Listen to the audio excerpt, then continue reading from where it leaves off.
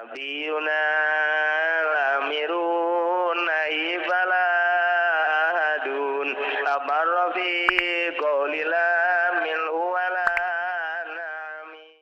Bentek ditukja Kangjeng Nabi tanda akhir zaman geus deukeut datangna Dajjal nomor kahiji masa cepet as-sanah kasyahri wa syahru kasab wa samakal yaum kasah as-saah kal dakik atau daki maka itu. Nah, setahun ko sebulan, sebulan ko seminggu, seminggu ko sepoe, sapoe ko sajam, sajam masa kumaha okos melem daun korma anu garing. Perat beres. Perasaan urang di akhir zaman engke cak Kangjeng Nabi perasaan manusia di akhir zaman geus deukeut datang Imam Mahdi neta teh cepet jasa.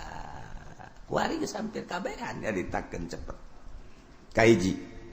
Disusul kedua yang mukjizat Kangjeng datang ka kos kitu teh nyaritakeun masih kana jauh ribuan tahun ku Kangjeng Nabi geus dicaritakeun. Di akhir zaman sabada terasa cepet ku kabehan zaman bakalna cuaca genjlong. Cuaca genjlong teh artina nu ngaran usim hujan, nu ngaran usim panas.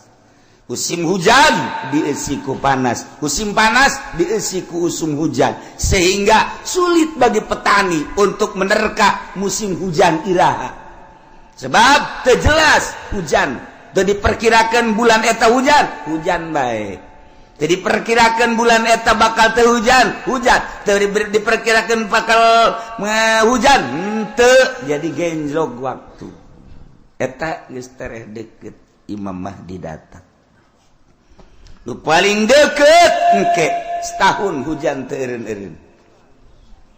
Hujan beta mengacrek bae hujan ke eureun sajam 2 jam mendung deui hujan. Ke eureun sajam 2 jam 5 jam aya genep jam eureun teu hujan ke hujan deui ngacrek bae hujan. Ke aya 12 jam teh hujan berarti sapoe tapi mendung ke beuting na hujan atau peuting teu beurang hujan setahun kitu bae cuman eta hujan teh layum bitun nabat henteu ngajadikeun tatangkalan ongko hujan tapi gararing teu jaradi pepelakan nu melak naon bae ge biasana mun kahujanan nyembrung ieu mah malak garing teu jaradi. Nah lamun geus eta terjadi eta geus detik-detik terakhir bakal datang Imam Mahdi. Kuari mah kakarak datang ge ka hiji perasaan cepet zaman nomor kadua waktu geus ada ngagenjlog kuari musim hujan musim panas mata Kangjeng Nabi masyaallah ieu mukjizat Kangjeng Nabi. Kula masuk mutalaah nih mujizat pohara geus karasa kuari. Tinggal ngecerk hujan. Engke aya suara ti berbagai pelosok. Di kaler aya suara seperti suara ki trompet.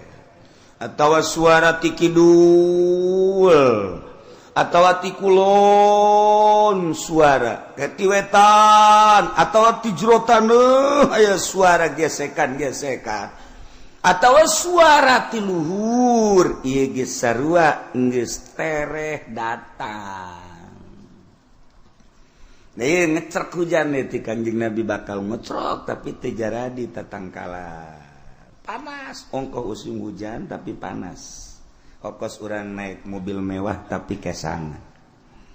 Slobapan gue naik mobil do mau Fortuner, AC-na gede. Tapi di jero mobil kesangan. Sebabnya ada di udag-udag hutang. Mobil lagi ngiriditan hutang. Kawin mah aya 3 aya 4 nah ngan dibobodo kabeh ge ku duitna ngahutang di bank. Nah iya ke di akhir zaman baru dah jing ke barokah hutang kabeh. Masya Allah. Penelitian hadis Kangjeng Nabi akhir zaman geus rada loba di antarana engke jelema lalumpatan menuju neraka. Cak Kangjeng Nabi di akhir zaman mah kabeh jelema lalumpatan menuju neraka. Sahabat caricing bae. Maksudnya salah tante Kangjeng Nabi ngomong nyarita. Kangjeng Nabi balik deui ngomongna di akhir zaman mah jelema lumpat kabeh ka neraka percis kos kuya mun dibahasakeun urang mah. Kos kuya ngagejeburkeun diri ka cai. Kuya di luhur aya naon bae gerbek-gerbek blus kuya mah ka cai. Aya naon gerbek blus. Ta ieu masyarakat manusia di akhir zaman percis kos kuya nyalabatkeun diri ka cai ieu ge lalumpatan ka neraka. Jadi ngegejebur-jeburkeun maneh ka neraka di akhir zaman mah. Sahabat tetep masih culak-cileuk keneh wae. Masa sih cak hatena. Neraka kan seuneu. Mun jelema kudu ngagejeburkeun ka seuneu. Ima jelemana meureun teu normal di akhir zaman teh wae mah Kangjeng Nabi salah ye. Masih didengekeun bae ku sahabat. Asana meureun aya kekeliruan ieu Kangjeng. Kangjeng Nabi kan berus sadurunge winara. Sahabat teh masih kere culak-cileuk. Banget teu percaya cak Kangjeng Nabi di akhir zaman ke jelema lalumpatan menuju neraka. Percis kos kuya nyalamatkeun diri ngagejeburkeun ka cai. Engke jelema masing-masing kabeh berduyun-duyun.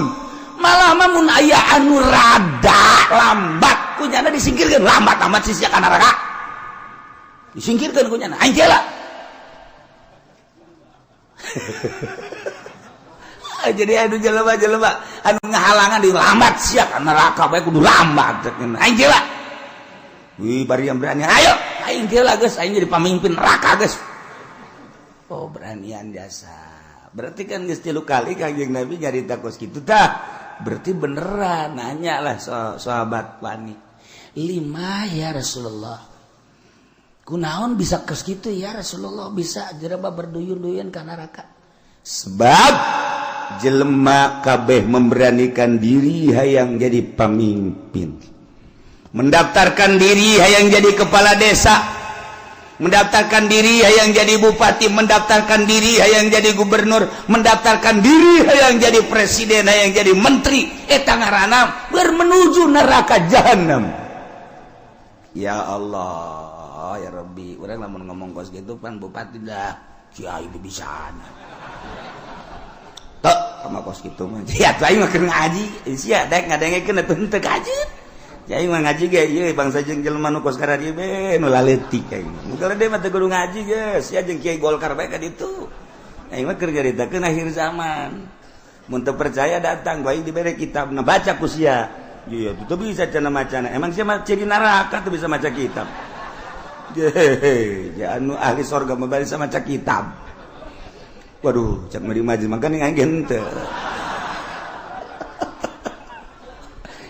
Teu ge pandai ngadengekeun.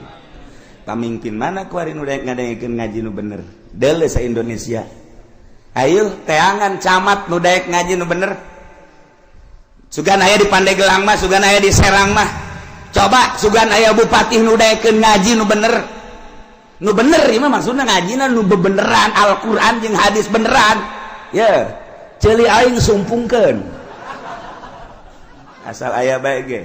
Mana gubernur ieu mah ngaji bae heula ulah ngalaksanakeun ngaji nu bener mana eueuh mantak aing ngomong kos kitu teh bibisaanan teh mah kiai sakeun teh ya tuh aja nih bibisaan aing terus itu percaya sia atuh babagi bae ge di akhirat dah turun surga mah lain nu ki uci anu pangeran aing mah wau jeung pangeran goblok. Ya, gue ini sombongannya lah. Sombongan gitu mah mejeh nah. Pajar baik bener bae sombong lah. Angkorak sia. Nah ieu mah keur carita di akhir zaman eta Kangjeng Nabi deuleuh lah dikana kitab Mukjizatur Rasul di akhir zaman aya kitabna beuli geus mah jang pamimpin bae beuli sia mah teu kudu lah cukup ngadaengkeun di aing geus ya Kiai Golkar tilok ngomong nu kitu pan Kiai partai tilok aing ye gua ngomong ye berduyun-duyun jelema menuju neraka kaget sahabat salah ngomong meureun Kangjeng berduyun-duyun jelema ka neraka asalna lain meureun berduyun-duyun jelema ka neraka aya anu mandeg disikirkeun awas ya ayo sia mah ka nerakana halangan aing oh berarti bener cek sahabat ima ya Rasulullah kunaon lantaran jelema memberanikan diri hayang mimpin batur puguh diri nage bobolokot ku dosa dek mimpin batur pan di zaman Kangjeng mah asal aya nu hayang we nyekel bendera memimpin perang ulah cek Kangjeng Nabi berarti aya gorod di balik mimpin perang aya keinginan nu tersembunyi di jerona ada udang di balik aduh ya ongkos nulungan rangda eta teh ada udang di balik rangda eta Kanjeng hukum aya rangda katabrak sepeda di ais eta teh lain sangais-gaisna mun ditanya karunya jasa katabrak sepeda cek jana isukna aya nini katabrak motor diantapkeun ku nyana goblok taji pendi blon antawal dia di ais korek ada udang di balik eta aduh masya Allah nah iya ge jekel bendera ketika hayang teu cek Kangjeng Nabi aya gorod ketika embung karak ya masya Allah mulus berarti nah jelema di akhir zaman teh anu memberanikan diri hayang jadi pemimpin berarti nyana keur lumpat menuju neraka jahanam jelema anu dagang di akhir zaman mah berarti jelema anu siap ka neraka anu dagang ge sahabat kaget je pan ka dagang-dagang atuh kaget sahabat ge pan ka dagang-dagang kunaon sebab di akhir zaman mah eueuh anu teu riba dipikir jah berarti menuju neraka kabeh eta geus deukeut tamatah geus kos kitu mah geus deukeut jasa nah keur carita akhir zaman tanda-tanda akhir zaman kasatu waladi zina tanda akhir zaman teh mabok tanda akhir zaman teh kitu sarik maling kabehan maling geus puguh masyarakat maling HP maling sepeda maling motor maling mobil atuh jadi negara ge maraling beda ngaran doang jang masyarakat mah maling jang di luhur mah korupsi beda ngaran urang lembur teh nyahoan korupsi pajar lain maling aja maling mun urang bebeja ka urang lembur kan ini tuh itu tuh tukang korupsi bagus amat bagus sakira teh tuh nyahoan korupsinya mah sarua jeung air mineral barang ku urang dibere ini air mineral embung ini mah air mineral mah kunaon eta kan dicampuran mineral oplok cak jana meureun mineral teh pajar ragi lah kira-kira gitu tah Nih air mineral bagus nih. Embung ini mah. Ayo kudu dicampuran mineral mah. Ini. Udikna ge belah ditu deui udik.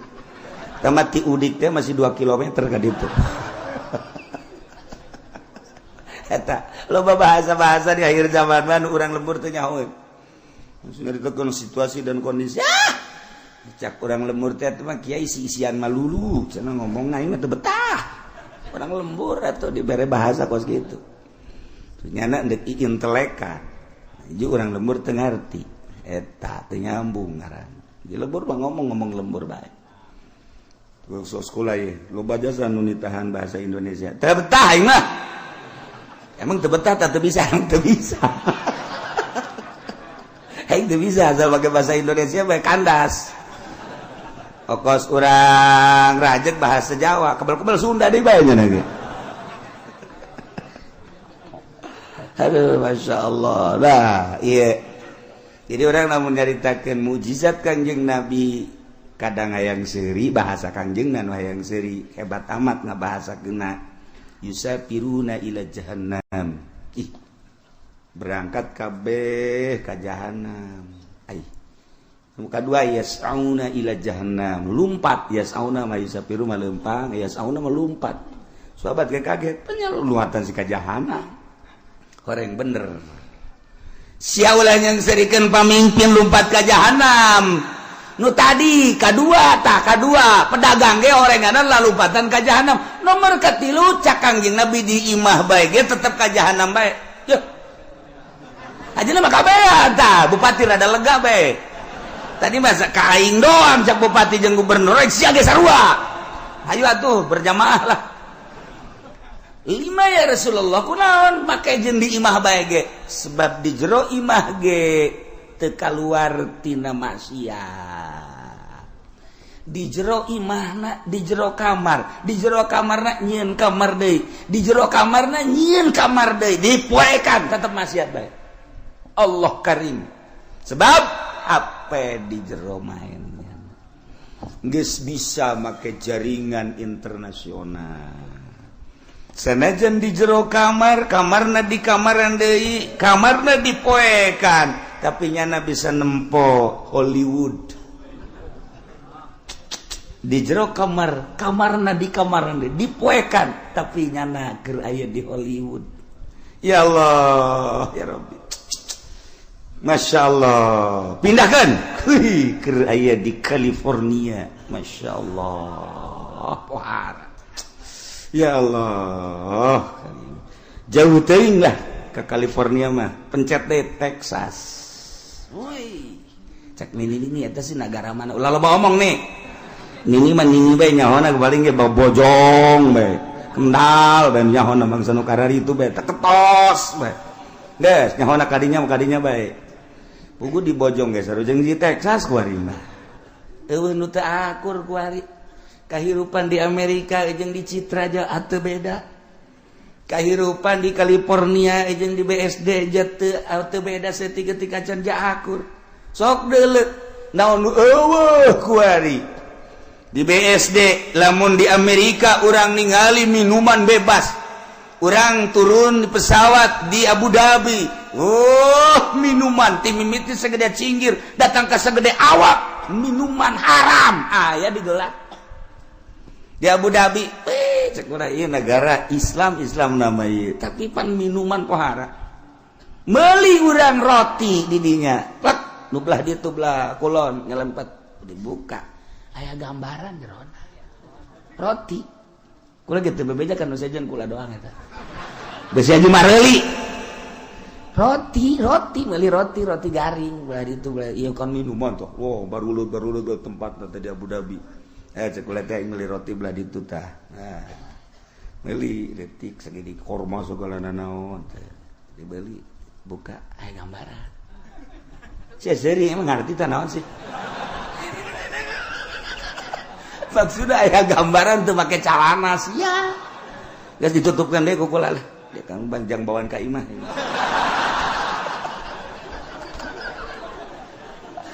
Masya Allah Karim itu beres haji caritana ieu kan hayang ngarokok kan teu meunang ngarokok bebas ayalah tempat-tempat di bandara teh di ditu hiji dia ya karena ada sepi di dia ya ulah asup ka dinya keur asup mah kula sorangan meunang meureun menit brus urang baru le datang marah ke calana make sakieu ya aing betah ya cek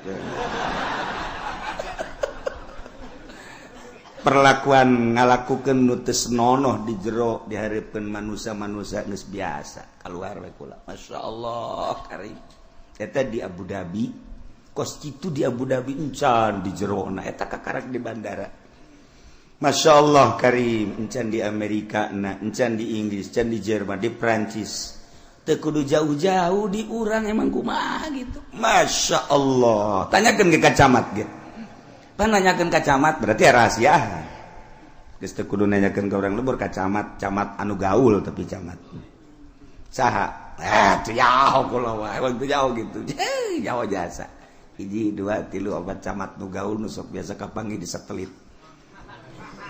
Terus siapa geus moal nyaho satelitnya tadi mana? Dasar lembur sih mah. Kampungan. Kos gitulah Indonesia eta ge pangrak. Mantak berduyun-duyun menuju neraka. Di akhir zaman geus eueuh anu henteu lumpat ka neraka. Cerik kabeh sahabat ketika cerik tetapi aya keneh manusia di eta zaman anu tetep ngomongna teger bae nyana menjaga mata ceuli jeung sajabana tetep bae ka Allah eta teh cek Kangjeng Nabi saeutikna ge saeutik deui qalilan bahasa qalil teh saeutik agol min golil. Jadi itu bahasa Kangjeng Nabi agol min golil. Leuwih saeutik tinu saeutik jasa mun sakurangna.